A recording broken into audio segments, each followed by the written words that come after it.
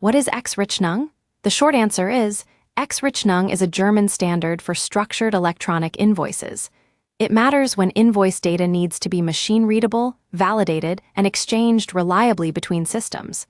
An XRechnung is usually not a nice-looking PDF file.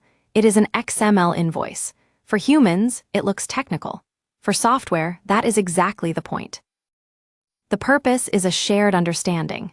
Which invoice data must be present, how it is structured, and which rules are used to check it. Without a common standard, every portal, public buyer, and software system could interpret invoice data differently. XRechnung gives German invoicing workflows a common technical basis. It is important to separate the terms. E-invoice is the broad category.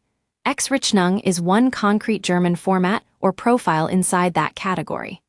XRD and FactorX can also be e-invoices when the embedded structured data uses the right profile. A normal PDF, however, is not automatically an e-invoice.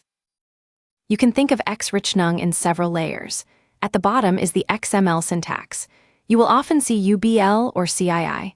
That is the technical shape of the file. Above that is EN 16931.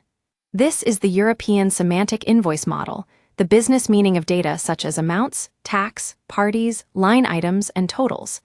XRechnung makes those rules more specific for Germany. It adds requirements, restrictions, and validation rules so senders and receivers can work with the same expectations.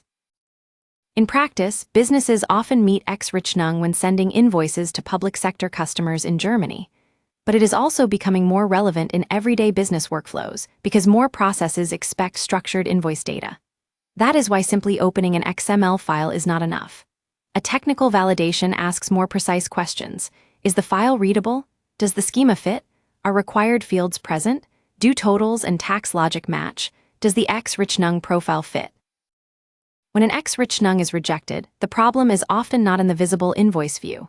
It is in structured fields: buyer reference, Lateweg ID, tax category, rounding, totals, or profile version.